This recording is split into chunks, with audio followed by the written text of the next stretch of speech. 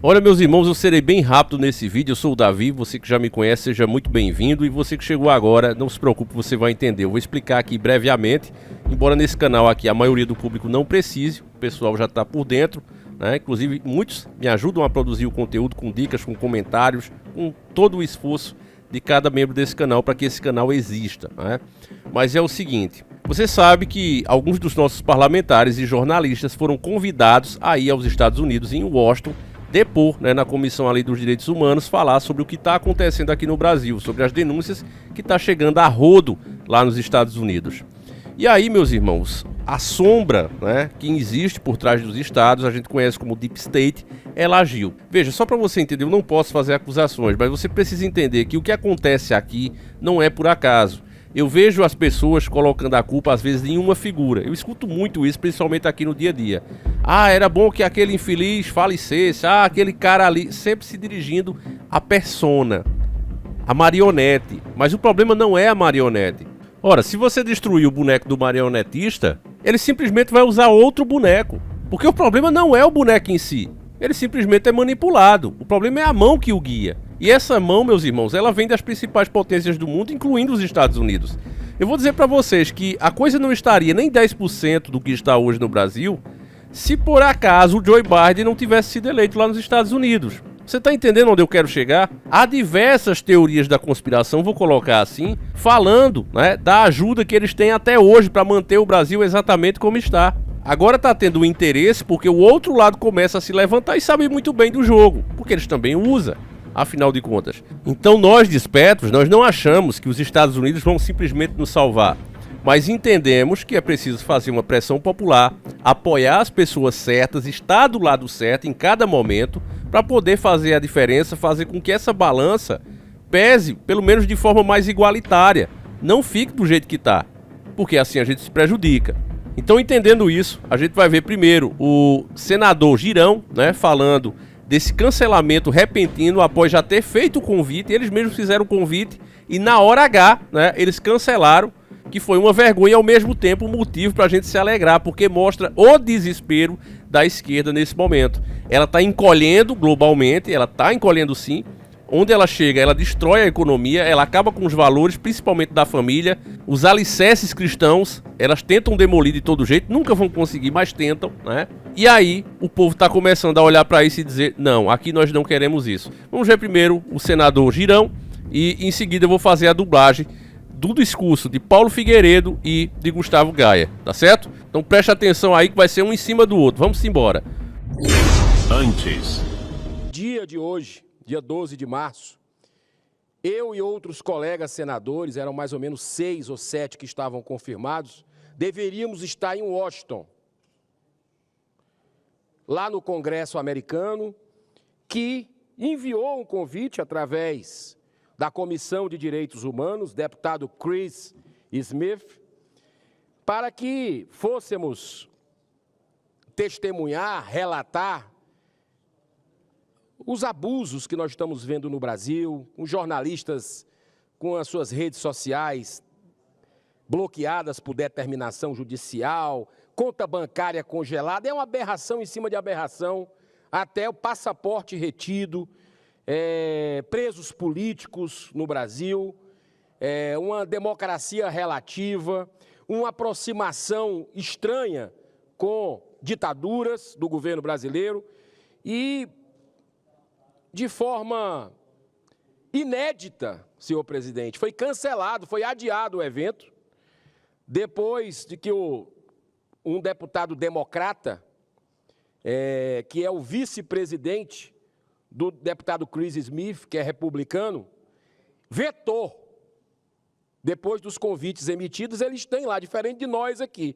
Quando a gente emite os convites, não tem como cancelar, mas lá tem essa prerrogativa e causou um impasse dentro do Congresso americano, essa decisão, um deputado democrata que não quis a democracia, não quis ouvir o que parlamentares brasileiros iriam relatar sobre a ditadura vigente no Brasil. Enfim, paralisou a Comissão de Direitos Humanos lá, porque agora O presidente também não vota nada, não delibera nada, enquanto não se realizar essa audiência pública. E nós esperamos aqui, esse grupo de senadores,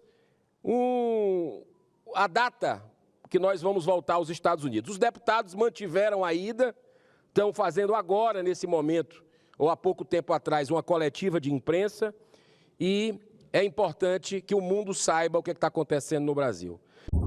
Agora. Paulo Figueiredo, um jornalista independente premiado, a quem conheço e com quem conversei. Eu aprendi muito com ele, quero agradecê-lo por estar aqui. Paulo, a palavra é sua. Como está todo mundo tão bonito? Este é um lindo dia aqui na capital. E um dia histórico para o Brasil. Então quero expressar a minha gratidão ao congressista Smith. Você é um verdadeiro defensor dos direitos humanos e um amigo do povo brasileiro. Portanto, gostaria de pedir uma salva de palmas ao congressista Smith. Ele é inacreditável. Ele renova minha fé neste país. Senhoras e senhores, estou diante de vocês como testemunho vivo da crise da democracia no Brasil. Até 2022, eu era o jornalista político mais assistido do país no horário nobre da TV a cabo. Naquela época, eu também tinha 5 milhões de seguidores em diversas redes sociais. Então, da noite para o dia, minhas redes sociais foram bloqueadas no Brasil. Meu passaporte brasileiro foi cancelado e minhas contas bancárias congeladas. Por ordem de um deus do Olimpo, não sei quem imoral. 10 dias mais tarde, no governo da Mula, o Departamento de Justiça brasileiro lançou uma investigação contra o canal de televisão para o qual eu trabalhava, a Jovem Panos, a qual todos conhecemos, que depois despediu todos os comentaristas conservadores, inclusive meus colegas, Marco Antônio Costa e Gerson Gomes. Eles estão aqui na audiência de hoje. A perseguição aumentou recentemente, com a afirmação ridícula de que eu havia participado de um golpe simplesmente por relatar com precisão as atividades de bastidores das Forças Armadas brasileiras. Isso se chama reportar. Jornalismo. A mídia tradicional deveria tentar algum dia. Moro nos Estados Unidos há quase uma década, mas agora é diferente. Vivo no exílio, incapaz de regressar à minha terra natal. Eu gostaria de poder dizer que sou o único nesta situação, mas não sou. Dezenas de jornalistas estão sendo perseguidos, com vários também exilados aqui nos Estados Unidos. Devo mencionar o caso notável do jornalista Alan dos Santos, mais conhecido como Gigivão, presente aqui na plateia, cuja prisão foi ordenada pelo juiz imoral por crimes de opinião e a extração negada pelo governo dos Estados Unidos.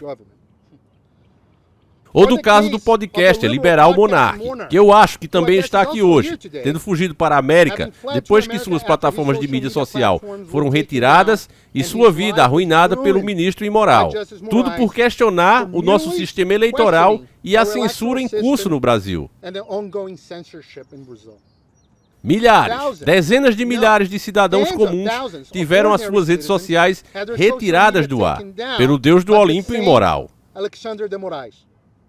Meus amigos, garanto que tudo isso são fatos. Independentemente da sua posição política, você não quer viver num país onde um homem pode determinar o que pode ser dito. E é por isso que viola todos os direitos humanos e tratados internacionais, até mesmo a Declaração Universal de Direitos Humanos, que garante liberdade de expressão e de imprensa, independentemente de fronteiras. Tudo isso também viola os meus direitos protegidos pela Constituição dos Estados Unidos da América, dado que toda a minha atividade jornalística foi desenvolvida enquanto eu morava aqui. Portanto, sob jurisdição americana e protegido pela Sagrada Primeira Emenda, deixe-me colocar isso claramente. O que aconteceu no Brasil é criminoso. E, infelizmente, esse crime também tem cúmplices aqui na América. Alguns desses cúmplices estão frequentemente ali, nesta linda casa, o Congresso americano, que deveria ser um farol para o mundo livre. Outros ficaram a poucos quarteirões de distância na Avenida Pensilvânia, a Casa Branca. Novamente, isso é apenas uma declaração de fatos. De acordo com inúmeras reportagens da imprensa, a administração Biden não poupou esforços para interferir nas eleições brasileiras para garantir a eleição do Molusco da Silva. Mesmo agora, amigos de George Soros e do Fórum de São Paulo, no Partido Democrata, procuraram silenciar as nossas vozes. E como o Molusco da Silva retribuiu todos esses bons serviços prestados pelos democratas? Ele antagonizou todos os interesses americanos pelo mundo, alinhando o Brasil com os maldoristas, com a Venezuela, Cuba, Rússia, Irã e, é claro, China. Sob sua liderança no BRICS, o Brasil tem trabalhado ativamente com a China para acabar com o domínio do dólar como moeda comercial internacional. Isto deve acabar. Exorto os membros do Congresso dos Estados Unidos para que exerçam sua responsabilidade de supervisão para promover os interesses geopolíticos do governo americano e restaurar os direitos humanos inalienáveis, dado a todos nós por nosso Criador, como os pais fundadores desse país descreveram tão bem. Isto é o que pedimos. Deus abençoe a América, Deus abençoe o Brasil.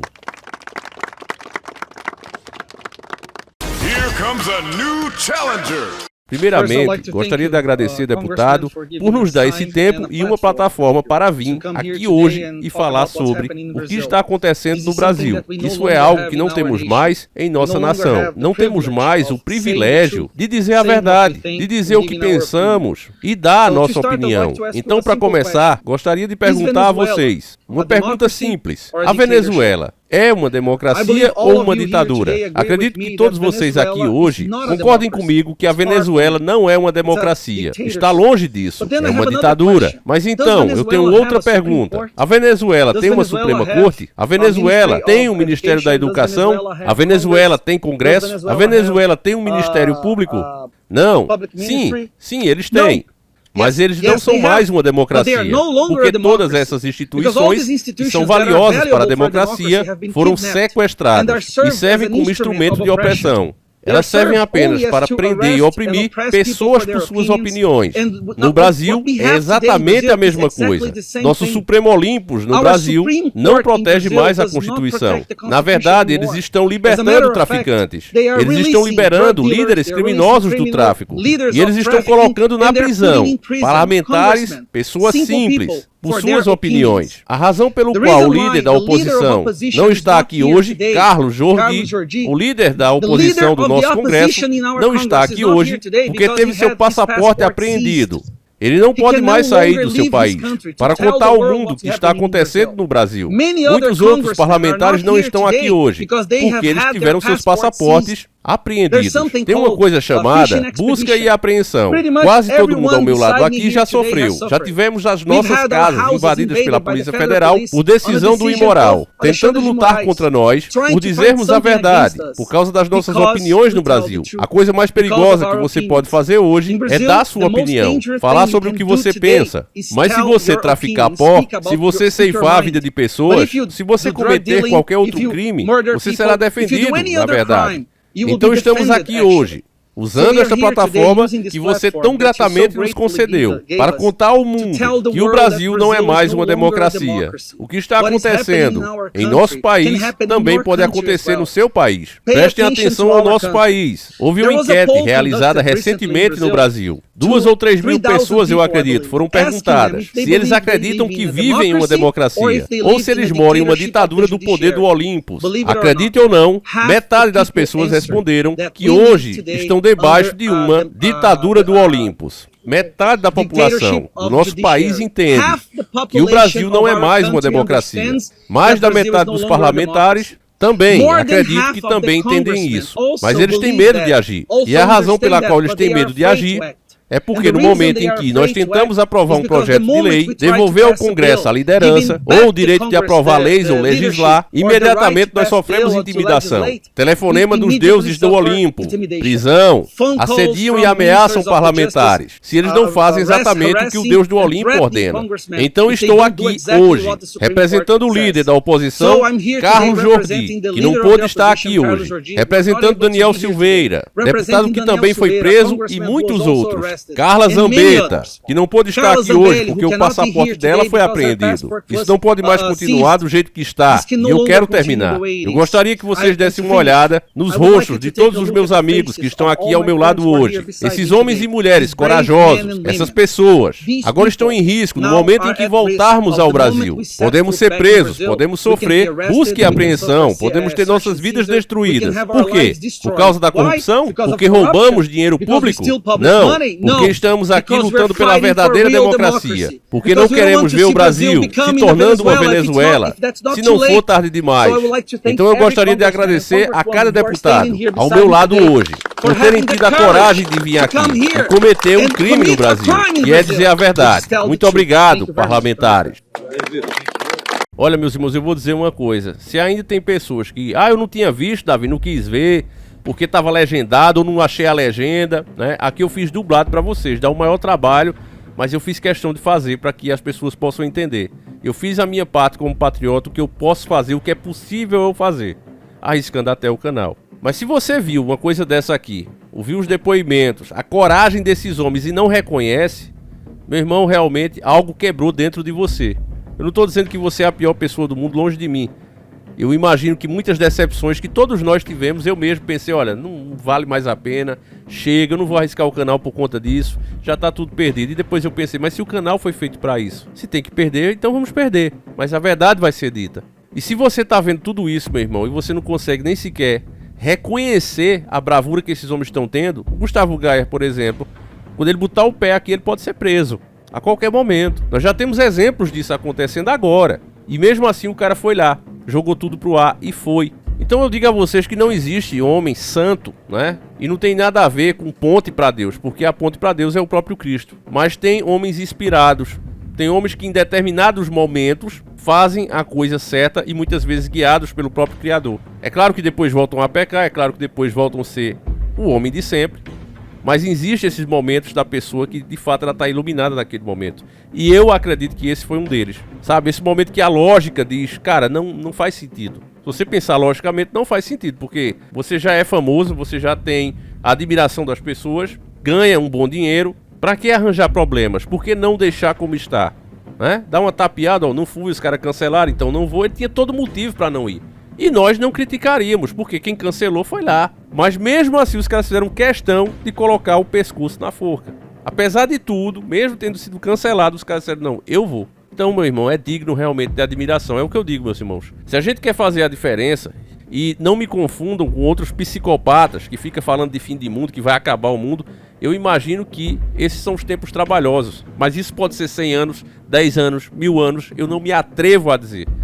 O que eu digo é, eu quero viver bem a minha vida, eu quero aproveitar o máximo possível e quero que vocês tenham coisas boas, da mesma maneira que eu quero ter também. É isso que eu sonho, que a nossa nação aproveite a riqueza que ela tem, nada mais do que isso. O dia de amanhã pertence a Deus, eu estou no lucro por viver cada dia. É isso que a gente tem que pensar e fazer a nossa parte cada dia. Porque, meu irmão, observe, a esquerda não fez nada por mágica. Não tem nada aí que nós não pudéssemos impedir ou ter feito diferente. Tudo que aconteceu foi por conivência das próprias pessoas. E se é assim, a gente contra-ataca, a gente faz a nossa parte. E dessa forma, acredito que nós teremos sim, ou pelo menos não tão ruim quanto ficaria se ficássemos de braços cruzados.